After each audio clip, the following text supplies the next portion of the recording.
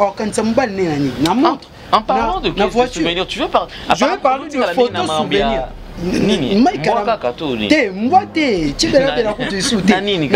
Qu'est-ce qu'on a photo souvenir parce que vous avez parlé de photos. Est-ce que ça là non, je crois pas. Na zone na souvenir alors. Na souvenir moi si ya Mike, bikango ya Mike. Na moni to zarana mubali. Na zarana to sola na ime. Na rozata na moi ba image moko te na téléphone nga. Comme il y a eu des jaloux et des jalouses na libala non ya Mike na Peniel. Il y a un diable à côté.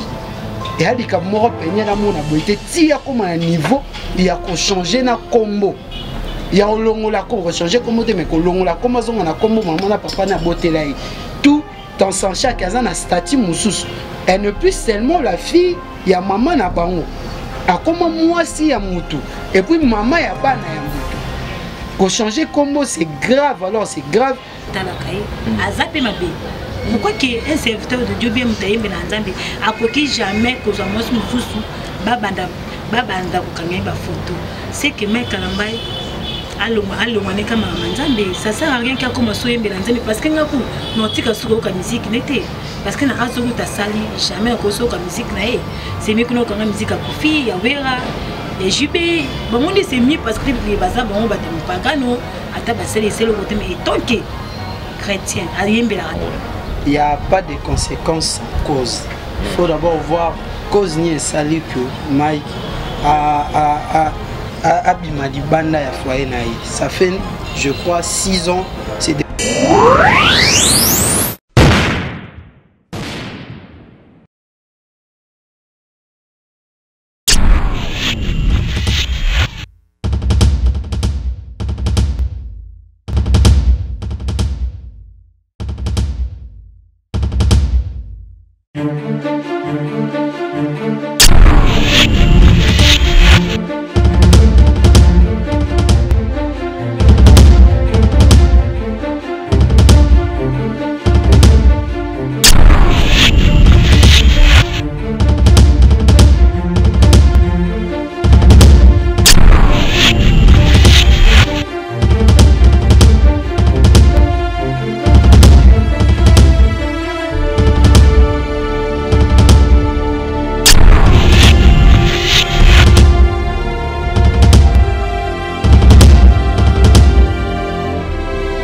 Merci à vous qui nous suivez sur Nouvelle Tendance Télévision. Mesdames, Messieurs, bienvenue, bonjour, bonsoir. C'est là dépend de l'ère à laquelle vous nous suivez.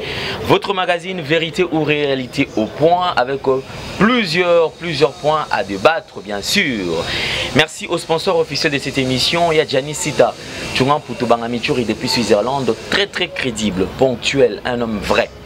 Merci Yaya, merci également à partenaire Nyon surtout il y a émission en commençant par véritablement femme d'affaires Chouchou Natatila. Bisous, je penserai également à Maloris la Congolaise Malolo, Taboufa tout top modèle Kitoko Taipé Mbongo et ça l'ira bien, merci. Merci à mon vieux Eva Moirina Autriche, merci à mon vieux Pichu Miezina Chine, merci à mon vieux Odilo Mampou exemple à suivre pièce maîtresse mon vieux Tugana Zureta et à maman Gisèle Fon on appelle sur Moti Mozizo on appelle sur Moti c'est on appelle en Belgique et puis je penserai également à Francine Baramoto la plume une correction correcte bien sûr. Alors merci à toute la grande équipe qui nous accompagne aujourd'hui. Nous allons travailler d'arrache-pied. Clin d'œil spécial à Alidor Luyeye qui est à la prise de vue. Merci également à la réalisation. Nous avons Jordan Panzou.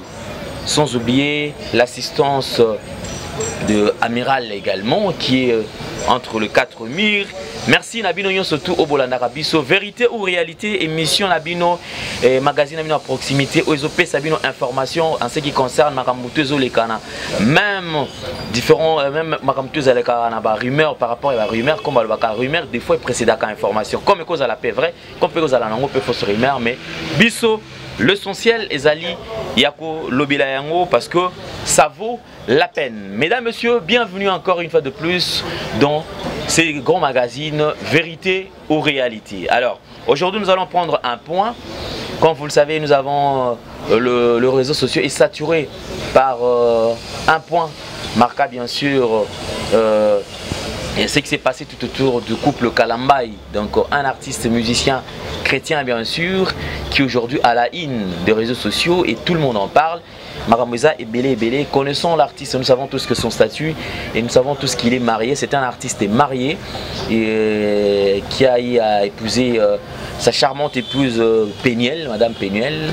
Déjà, bandeko belé, tu vas sur baby et la mariage na bango et puis ils ont déjà des enfants, c'est-à-dire c'est un foyer où déjà tout temps à autre, poster bango pe na réseaux sociaux, le bela pe makamana bango moi mingi mikolo oyo euti koleka awa moi makambo eleki moi mingi il se murmure.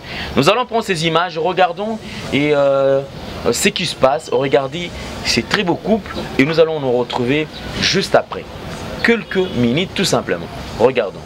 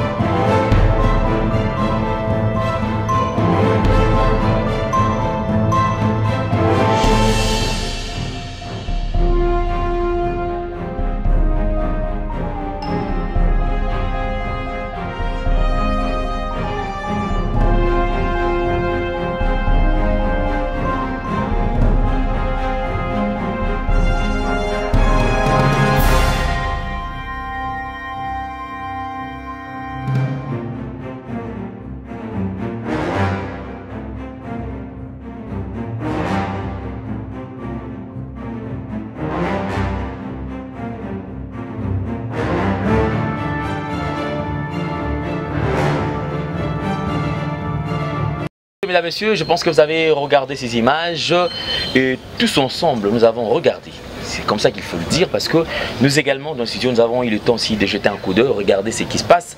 Là c'était notre frère Mike Kalambay, chanteur de l'Éternel bien sûr, et puis star de musique, de la musique chrétienne.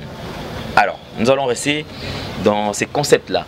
Un homme marié, les réseaux sociaux aujourd'hui, est-ce que ça ajoute du buzz ou il s'agit tout simplement d'une campagne de déstabilisation? Nous avons regardé les images de Monine Nini, sa charmante épouse, qui a fait un message bien sûr sur Instagram. Et nous avons d'ailleurs sur Instagram qui est déjà à défilé, à quelques séries de questions à s'exposer à qui n'a face à tout au bazar poser la question. Et vous avez suivi comment ça a été. La question est belle parlant de l'infidélité. Infidélité, on a qui? C'est le frère Mike Kalambay qui est accusé par rapport à cette infidélité. Ou à le belango awa na réseaux sociaux awa na comme sous parce que elonga moi si o tozomona awa ça n'a rien à voir na moi si na. Alors on s'est posé une question, ils ont Photoshop ou bien ils ont vraiment l'image réelle. Alors nous allons en débattre. Et sur ce plateau, j'ai le plaisir, mesdames, messieurs, puisque nous traversons le mois de la femme et d'ailleurs ce mois va bientôt toucher à sa fin. Nous avons le plaisir d'avoir sur ce plateau notre consoeur et Poupette qui est avec nous. Poupette, bonjour. Bonjour. Est-ce que ça va? Oui, ça va. Ok, merci. Poupette Aza Nabiso Awa, elle est là à ma gauche. Et à ma droite, nous avons également le plaisir de vous présenter encore pour la énième fois De Best KTD. De Best, bonjour. Bonjour Alain Delele, à majuscule de la presse. Santé. Carré, calme. Alors, merci. Comme déjà, vous savez que mes deux amis, tu vas me camper, débattre, parlons un peu de ce sujet, parce que tous les amis, nous sommes moi de la femme, tous les amis, maman n'a pas Poupette. Poupette, n'avant dit d'autres côtés la biso yon sona ba image. Tant aux qui au talek ba image na réseaux sociaux. Je pense que talek déjà ngo ba image. Tant au talek on a réseaux sociaux.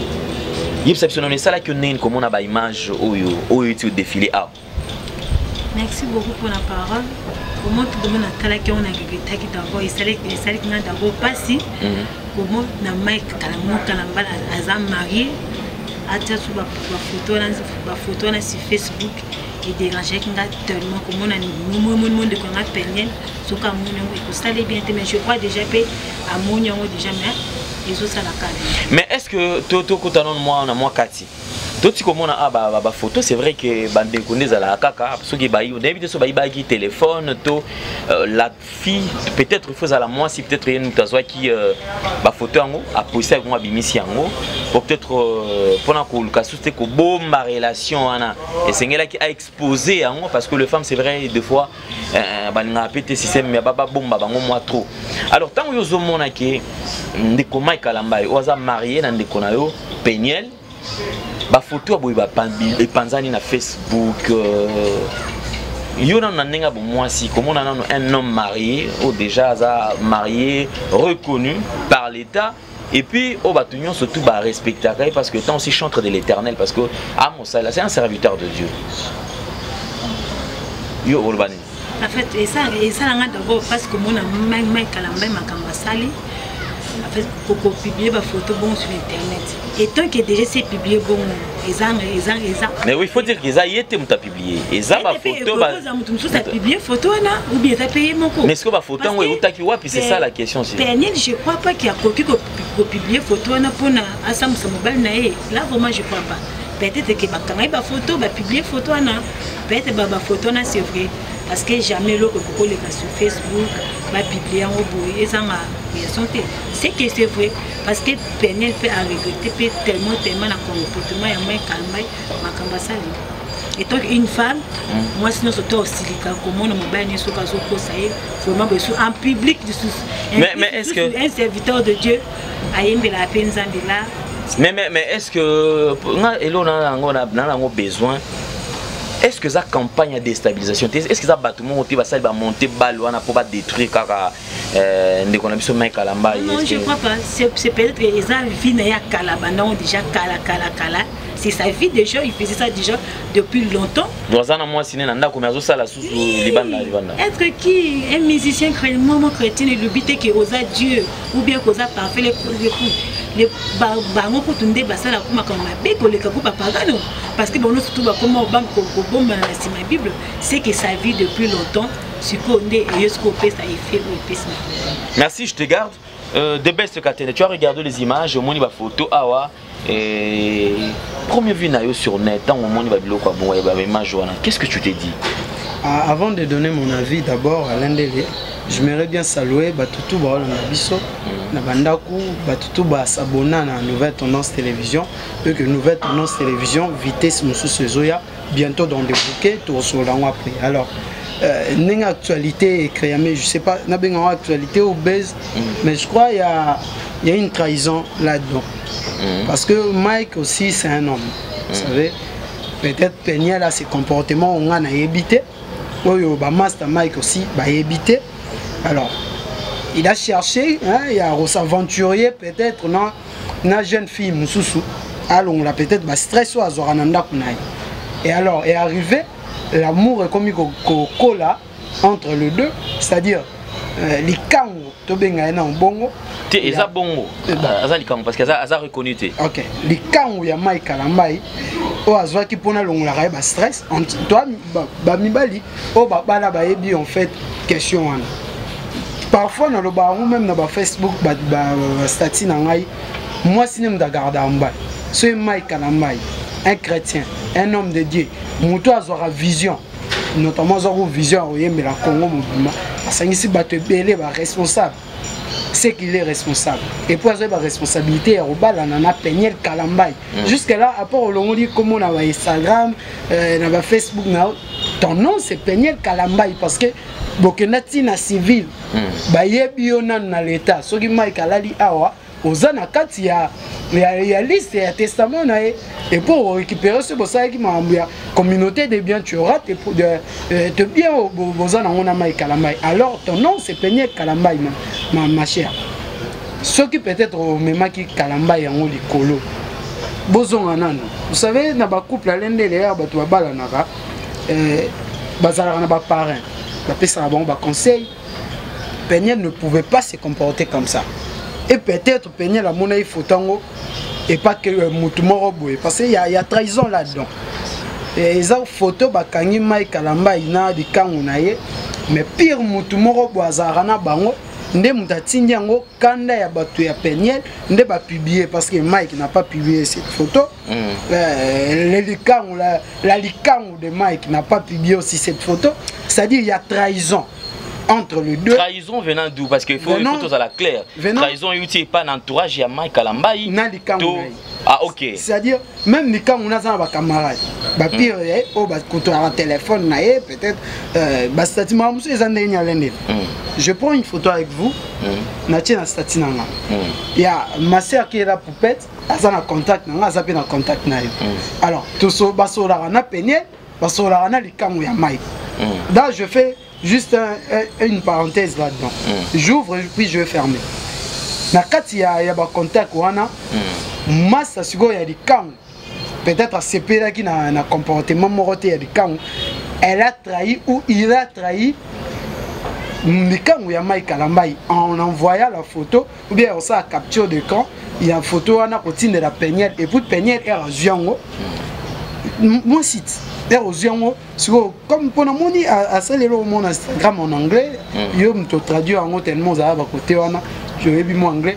Et ça m'a bâtir la maison et tout. Mais pourquoi elle n'a pas bâti sa maison? Pourquoi ne pas garder secret? Mais c'est quoi la fidélité? La fidélité, c'est aussi garder les secrets de ton homme. Tu as vu ça? Poussez même réunion interfamiliale. Vous voyez? Je m'excuse. Je finis ma thèse s'il te plaît. Poussez un peu réunion interfamiliale. Papa, maman, nayo, pasteur. Donc elle aurait dû le traiter d'abord hors caméra, c'est-à-dire hors réseaux sociaux. Avant de faire un direct sur Instagram. Les bestes, je m'excuse. Étant que d'abord que tu es d'abord un homme marié. Et puis d'abord tu es est-ce que tu peux aussi de prendre seulement des photos par-ci par-là? Maman, quand tu me stresses, je prends les camps au Libanda. Les camps où on a bolingo coli. Regardez, vous avez vu? Moment d'abord interdit que soit déjà m'tabali à tricher. Vous savez maman, tous en moi de la femme. Il peut pas faire ça. Si par exemple Mike Azaki Peniel Azaki Mike, il met Célindéni. On peut d'abord tout ça de l'autre côté. Là ça encourager le mal. Si d'abord que Peniel a Siliki Bongo, c'est pas le camarade, c'est pas pour 2 jours, pour 3 jours, c'est pas pour une année. Peut-être banda kala. Toendo est bon micolo. Peut-être Mike il trichait déjà depuis longtemps. Toendo est bon micolo. Si par exemple Azaki est fidèle à moi, à mon équipe que moi n'a pas peut-être donc copier ces exemples comme il te dit madame Poupette directement comme pareil. Poupette, vous êtes une femme, nous sommes dans moi Nabino, on vous respecte. On respecte toutes nos mamans parce que Bino Nembosali Mike la Maya Bimanamukili bon encourager Peniel à Koutani la vie à Mike. Mike était déjà musicien à Yebanaki déjà. Il avait ses relations étant chrétien, Mike aussi, Azan Moutou, Azan a cher Oyo. Bien sûr, Azan cher, mais il doit mais apparemment, c'est-à-dire déjà l'église, c'est-à-dire que la vie de couple est à l'état d'esprit. Et lorsque mon oiseau vivre dans Katia Libala, que ce soit Negonabiso Mike Kalambaï, que ce soit Maman Nabiso Penuel, c'est que vrai, mon toutou Azana cher. C'est-à-dire qu'il y a certaines choses où on ne peut pas cause à la paire qui digérer en ôté. C'est-à-dire qu'il y a bon à péter. Mais vu statut à Mike Kalambaï, déjà c'est comme si on lui a encouragé polygamie, mais pour nous c'est-à-dire que infidélité il faut bêter ma boxe, ce qui réellement est vrai. Parce que Mike Kalambaï c'est un exemple en fait. Il évangélise à travers ses chansons en fait. C'est-à-dire que Azan déjà dans la lignée Moko Boye au Azan, il doit faire à tout prix attention à l'erreur parce que pour les lots, Mike Kalama, le Kolaza, Moutoumoko déjà au bateau belé, Aoki Koko, il s'appelle bateau ebélé. Et est-ce que ma photo tango ebimi réaction kaka ya Peignon n'est comme déranger bateau? c'est-à-dire sengela qui nego Penuel afana na ekimia azo bakamango amela na yango eza na carbon et les canons carbon alende les un livre mon récent livre c'est Bible.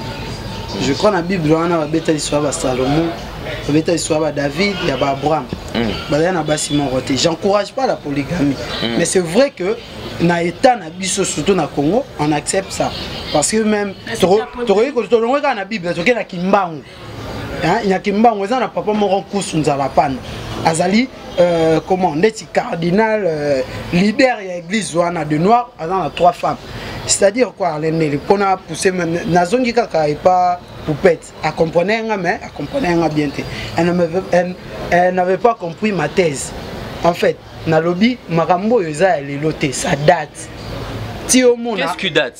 Relation avec Mike Kalambay de quoi là? On voit des photos avec Mike Kalambay à s'exposer à bon, c'est l'amour maintenant. Tu peux s'en habiller bisous la photo. Ah OK, c'était pour dire, ça. Comment? C'est permis que Mike Kalambay a marié. Mais quand tu comme Penuel a stressé Mike, on n'avait pas parlé. Mike n'avait pas publié. Quand Mike cherchait à manger le bois, le Tibela Belaké na Canada, c'était pas Penuel qui avait préparé ça.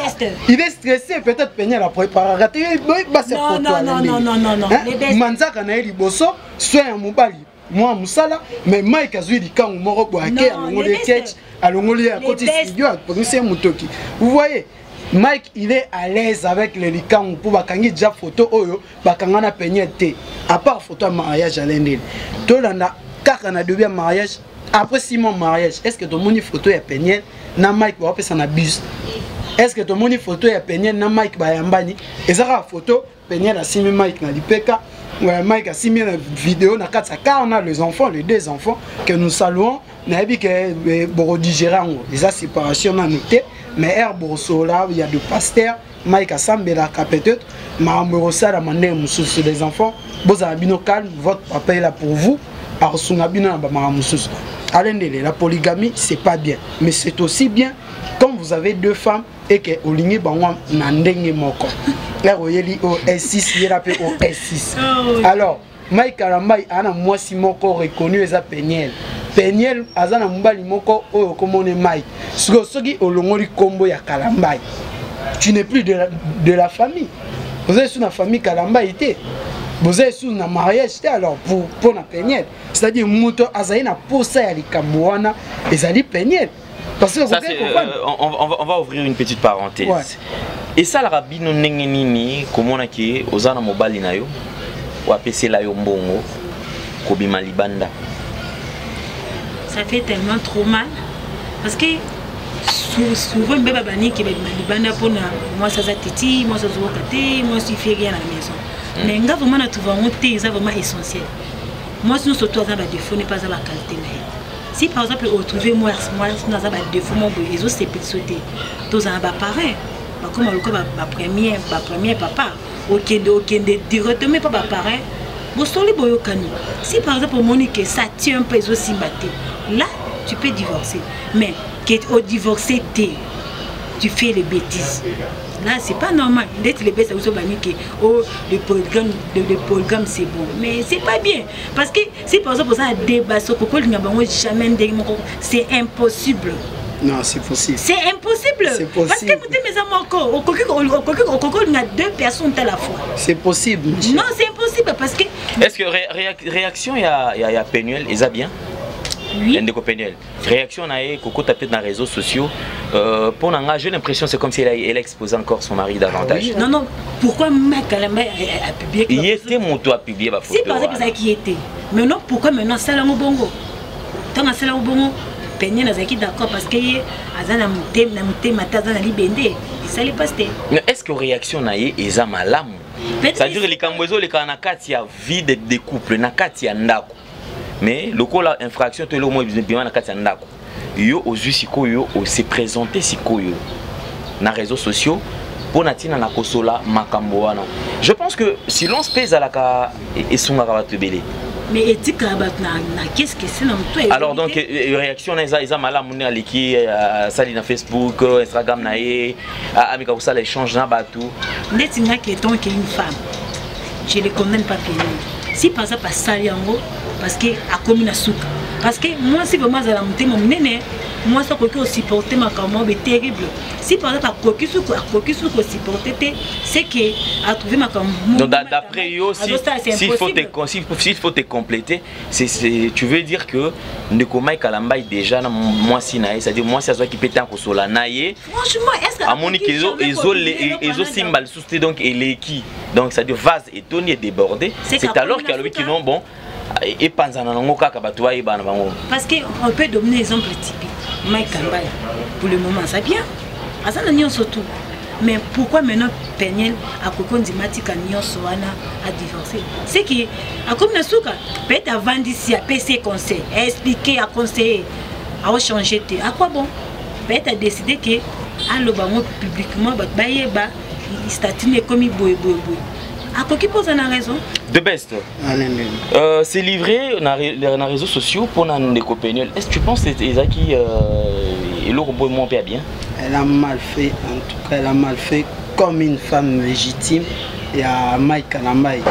En tout cas pour nous tous on a mon mukesima na ba tu ba Hollanda biso tous on a mukesima avant mariage à Peniel tu ando yo kama Mike Kalambai robala mona mamolani na robala ni c'est-à-dire quoi Mike Kalambai ana mutema atali na batu nyos ayoki bato balobi ba radio toto ba comérage salami ba songi pe bazanga mboka te na Kinshasa andimi ba la Peniel parce que alinga Peniel non ou bien parce que on est ko linga Peniel makasi yango abalié quand bosali engagement on a c'est que bolobi penande tozaboé pour le meilleur et pour le pire depuis les années Satan takara bateau bateau ya nzambe quoi ba wa ya nzambe ba meki et pas ba côté li Peniel parce que ti mubali abima libanda akende akanga ba photo wana ba photo on peut placer outil tozoye bana nité mais eza pas muta trahir bango ba sala on a ti ba exposant au boy c'est parce que Satan côté ke pas Peniel azogo gaiso yo kate mato imangongi ko stresser mubali ko tia mubali mal à l'aise ko lambele ti bela te je le répète parce que tout monde est ti bela Mike ali ki on zay bilo ko Peniel te ayebi ko lamba ngote peut-être alors ko ya na réseaux sociaux il y a des questions que j'avais vues mais pour Peniel pourquoi vous avez changé le nom non comme na souka na ko kaisute na ko bomba image ya mubali na image ya mubali ngote et tout madame. Un conseil, juste un conseil. Je suis votre frère congolais. Bobalani Libanda Mboka. Boyena Congo vous a confirmé. Un beau couple peut ça image peut ça na batu posa obala. Pourquoi ko yinisa batu mariage carabo? Et puis combien de filles oyo ba olinga so obala te kaka na marambo na minute. Combien de filles ba boyi mibali kaka na marambo sali awa na minute ba fiançailles kabwani. Pour mubali wana za mutu image publique balingi na bango sous ba starter balingi na bango sous ba image yebana te parce que il y a une Peniel oh Mike alingaki oh ache Mike mal à l'aise Mike akiroluka mutu mususu en tout cas madame tokoyi ko tika na ba maramna bino bena trop toté vous avez mal fait il y a ko changer combo il y a ko exposer chantre de Dieu moyembi munene ya Congo. Mutu peut-être fierté pe ya Congo na ninga oyemba parce que anyata pe ba Grammy Award mande ko Mike Kalambai. Alors trouver celui qui trouve une bonne femme trouve le bonheur. Est-ce que Mike a qui bonheur? Question mark. Question mark auto eza otiki biso ja na kati ya question mais moi personnellement je pense aussi occupé ko za la paix Moko ya likanisi, c'est-à-dire que cet homme ne veut pas changer. Moi, si Atali Monique était, mon bali au pénal qui a ça la barrière moi trop. Mais cette fois-ci, nazo bimisa épolé pour prochainement à ça la ngopé le sous-souté. Et ko kipe ko za la paix mon copé na likanisi pe ndeko na biso moi si ko ba keno en tout cas ngai na moni tout c'est trop. Nazu ba rapport, naza boye, mais tout le col ba photo o ebimi, je dois réagir. Et puis, je vais exposer pour prochainement à Tikapé parce que vous devez tenir compte, il y a statut il y a l'économie sur Mike Kalambaye. C'est-à-dire on ne peut pas seulement l'applaudir, dire qu'il non peut-être qu'il a sali malam parce que moi personnellement ça télé plus sur chantre de l'Éternel. C'est-à-dire il doit être un exemple pour na baïke batuba kota la biso, il doit être un exemple avant ya kosala lelo ko sengeli aye banini oazo sala et aller et puis lelo yango nazo ba peut-être faiblesse wana ya ko kende en regardant toutes ces photos ezaka photo moko te am kolo moko te, c'est-à-dire il y a izaba ba jour et mikolo ebele ba bilamba ezaka ko changer ozomona ki, c'est-à-dire ce sont des gens oyo bazalaka déjà bafandaka na bango bakutanaka et na kotala ba photo so tali na ba photo mingi au monde on dirait ne ko moi sine mutakanga ba photo ezala mobilité. Alors j'ai l'impression que na kotala ba photo kotala emplacement il là que moi si kaka ne mutu azokanga ba photo et kokanga ba photo ndeko moi c'est bande okanga c'était pour quel but pour esuka kaka pour un jour ce qui a meki ko sala faut pas asambwisa ye pour on sous-entend qu'il ndeko moi si on a pétant on linga ki Mike Kalambaye mariage ya n'est-ce pas libala ndeko Mike Kalambaye il est cas partout ils en ba YouTube ba kinyo surtout batala katala on peut ayebi. C'est-à-dire andima qui quand même koyeba ke mobali oyo aza déjà na foyer na ye mais pour na ye a se décider car aya akota na kati pas détruire foyer bateau. S'il y a problème entre le couple, c'est vrai couple nyonso ya ezala ka parfaité, il y a des problèmes internes ezala wana mais les linges sales ne baloba se lave en famille. Nakati. Non, les linges sales se lavent en famille. Les singes sales se mangent en famille pour bolier tout bien en bisognon sur ma famille. Le linge attend mon voisin pas bête à on a un système à fatandi. Les agues salité de monde mais singes sales to so collier to tient en zoom to côté dans ma boum. Alain Dele, Jésus-Christ parce qu'il n'y a pas l'amour sans souvenir. Souvenir na bon les photos. Même Jésus-Christ. Eraotika ba disciple ne ba Judas ba te beli. À ça qui répand mon quoi le bizarre souvenir boka ni sakanga mais moi c'est quand ça me balle nani na montre en parlant de souvenir tu veux parler je veux parler de photos souvenir nini moi te moi te tu peux la côté sous na qu'est-ce qu'on a photo souvenir parce que vous avez parlé de photos est-ce que ça là qui on pour na eloko moi pour comme lelo boy non je crois pas na zone na souvenir alors na souvenir moi si ya Mike bikangu ya Mike na moni to zarana mubali na zarana eto sola na ime na rozata na mo ba image moko te na téléphone nga comme Mike ozana voyage na tala rata jour na tala rata bikangu na nga pe voyez déjà le mo boy kaka po ba se rappeler nango peut-être na nini mon bon ndelo pe WhatsApp acha ba statut ba Messenger ba Instagram ba Facebook bon et puis e mo na keza ba photo moko boy prise directement qui na statut sur na statut on a ton groupe moko boisa ya famille ya Mike ba master ya Mike ba vieux Bruno ba master na etwana moko ne mutu ya na bandela ya y trahison et tu encourages et puis trahison on a parce qu'il y a eu d'exposer un homme marié il y a eu des jaloux et des jalouses na libala non ya Mike na Peniel ya on a bi diable à côté. Et à l'ika moro peigné la mona boité tia comme un niveau il y a qu'on changer na combo il y a longo la combo changer combo mais qu'on longo la combo on a combo maman na papa na beauté là tout dans son chaque azan a statut moussous elle ne plus seulement la fille il y a maman na bango a comment moi si ya mutu et puis maman ya bana ya mutu qu'on changer combo c'est grave alors c'est grave soit baquet peut-être na justice bon ça divorce. Mbala Rose a peine raison. Si vous avez dans ma communauté de biens, de séparation de biens, Peigner la côté Mike déjà dans ma camoudaye, azana succès. Mike Mubala succès ndimi abal. Moi je m'y abal à pourquoi?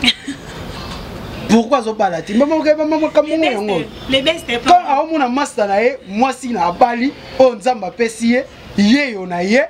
Au Sameli, au Loti, vous avez des amis au Babalité, hein? Les bestes. Je vais vous répondre. Alors, je vais vous répondre puisque certainement nous sommes très très suivis et on va encore reprendre ces images. On va reprendre encore ces images parce que il y a plusieurs questions qui me viennent en tête. Et Zoya Penda est belé. On va reprendre les images. Hein? On va reprendre les images. Alidor lui. Reprenons les images. Si nous parlons le même langage que Jordan Panzou, prenons encore les images, quelques images et puis on va faire défiler les images et puis tous on va souvent me na plateau suivant.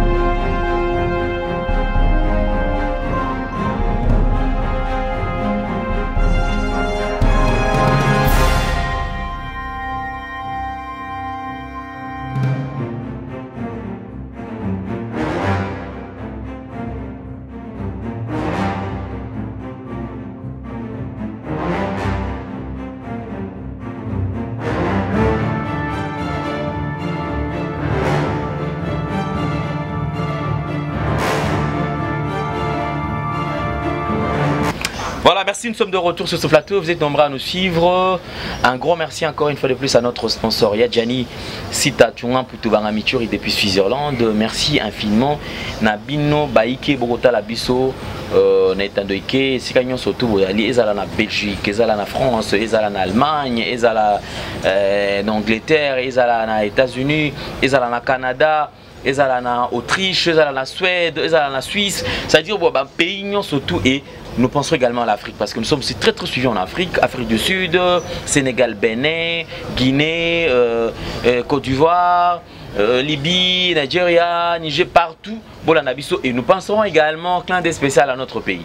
Notre chère patrie, qui est dans le Lubumbashi, tout a suivi, et na Bukavu Goma, Batala Rabiso, na Katanga, na Ebi, Kisangani, Batala Rabiso, Équateur, Bandundu, ville-province de Kinshasa, Akutunde, Makambo ezala base. Donc c'est-à-dire que Bola Nabiso est belé. Ce que tu m'as remercié, Pembo Tenayo, ce que vous avez en France, et Tozon, puisque tout est là bas photo. Ndeko popet na moni autant aux autres la photo aux baby selongi ni les baby ça au baby selongi comme ni fait ça les ça d'abord parce que mon amai kalamba makambo ça là et tant qu'il y a mbela nzambe il pouvait pas d'abord akanga photo bobo fait mon aussi mbele bazama bien moi si pas bazama bien au moins sur le camp on a zala ina parce qu'il dit que mec quand même déjà ça il marié akokai jamais ko na mec quand même tous autres se sont mec quand même top parce que d'abord que ayembela d'abord nzambe ayemba musique chrétienne bon tout batala kai azape mabe pourquoi que un serviteur de Dieu bien mutayembela nzambe akoki jamais ko za mosu mususu babanda ko kanga ba photo c'est que mec kalambai allo kama manzambe ça sert à rien qu'à commencer yembela nzambe parce que ngaku notika suko ka musique n'était parce que na azoku ta sali jamais ko so ka musique na e c'est mieux que no ka musique à kofi ya wera les jubé bon on dit c'est mieux parce que les baza bon ba te mpagano ata baseli c'est le côté mais tant que chrétien ayembela nzambe ne pouvait pas faire ça. Il fallait aller battre la foyer, aller battre la couple. Bien sûr que Mike a mis publié photo soit disons les camps ou azana. Mais les camps on peut assaner parce que aïe ko bébé sa foyer. C'est ça tozon eza pe moi candidat que les camps on dirait que logo na les camps on est simbité bon les camps on s'est décidé à déstabiliser kaka foyer moninga est-ce que ça peut bon côté? Ça peut être oui ou non. Parce que tu évites et qui pose à bon tout bien ma kamba la rakelo ka PCT ou bien ba bebani ou bien ba soigner na kanda na nyo so alini pe asam sa mai kalmai non ma kamba pas na top parce que il n'aime tekeno lu ka fi wana si par exemple ça qui ont été tout ça il n'est que comme commenter akumika lo kwa pe ka jibeni ba kabana mida to mona ma kamba so nga kabana mo snae je vois comme si ba pasteur Mikolo et comme le quoi domaine à bango il y a divorce. Je sais pas.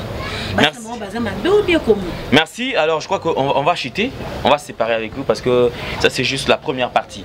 De best, qu'est-ce qu'on peut retenir ici? Il faut peut-être prodiguer là besoin. Il y a conseil et pas il y a Mike Kalambai, conseil et pas Penuel Kalambai et puis conseil pas de moi si oyo azana de Mike Kalambai ou va pesa na ba bizu wana conseil ni no pesa na bango.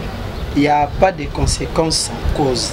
Il faut d'abord voir cause ni sali que Mike a Abimadi Banda ya foyer naï. Ça fait je crois 6 ans, c'est depuis 2013. Le mariage et ça montre Mike Kalambai na Peniel Chibasu. Alors moi déjà Chibasu a comment Peniel Kalambai je crois a zone ici comme on est à Chibasu. Madame Peniel, vous êtes jeune, vous avez des amis. Conseil ni opé ça va masano banda betelo kelelo ah muninga bali sepela qu'est-ce que tu vas leur dire que non je vais pas garder l'image de mon mari, je vais la saluer même, j'ai 2 enfants oui mais qu'est-ce que vous allez dire à vos enfants que non papa m'a trahi avec une autre. Et si on vous posait la question pourquoi papa vous a trahi, qu'est-ce que vous allez répondre? Maman, ressaisissez-vous. Vanda, benga, ba parrain. Appelez la réserve de l'Éternel à Mbelabinoye. Peut-être, Rozo Miso Sima. Bon, si ma frère José dit à Sonia, ba yemba, ba pina, ba sota, bon, c'est église Sonia. Parce que, Kanda Moroye, qu'est-ce que Peniel manque? D'abord, Pocha Mobali à l'aise. Elle est belle, elle a une belle voix, elle a une douce voix, mais comportement ce qu'il y a Péniel Naï n'a pas tué les bandes à tout éviter. Peut-être comportement de l'outil Kalanango. Changer un peu ce comportement-là. Mon frère Mike Kalamai, pour le moment, on m'a dit que Ngonga Eko qui aussi mana Congo ini quoi. Tous ça bana papa moko, maman abiso Congo, bino et puis surtout que musika, tous ça sous kaka.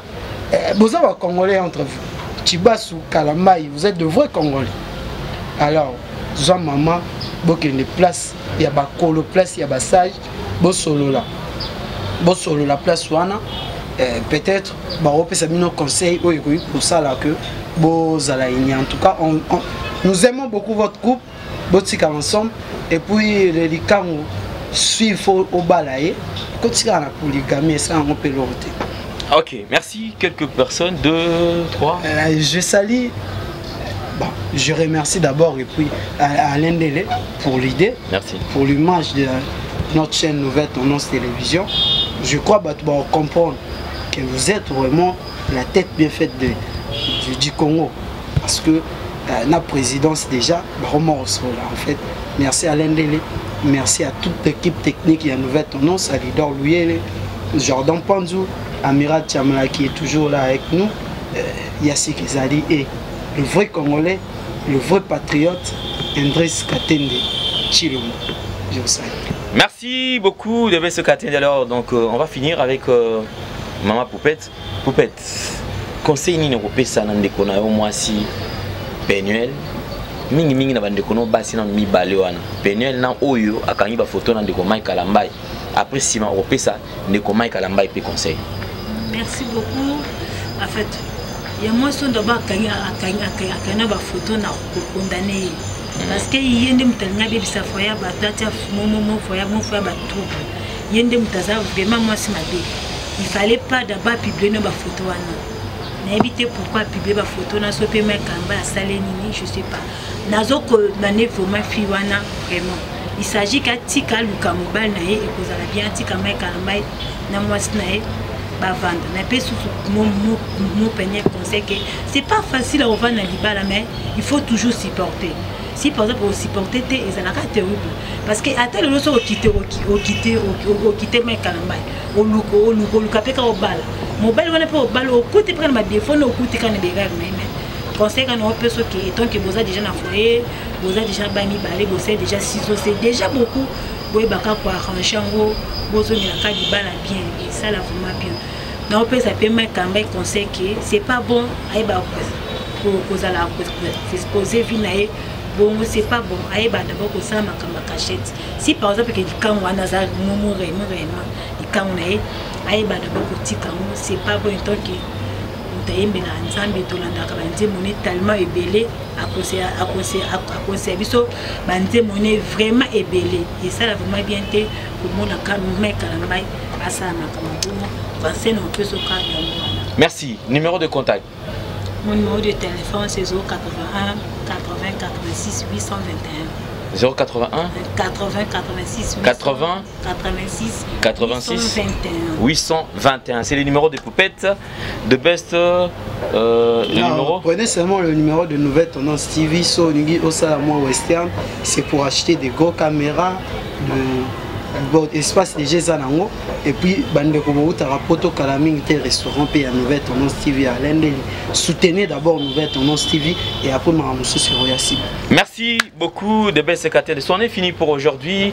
Encore une fois de plus, merci mingi na binonyon surtout. Continuez à vous abonner sur Nouvelle Tendance Télévision, culture d'excellence au rendez-vous. Merci à Amiral Tchamala, merci à Alidor Luyeye, merci à Jordan Panzou.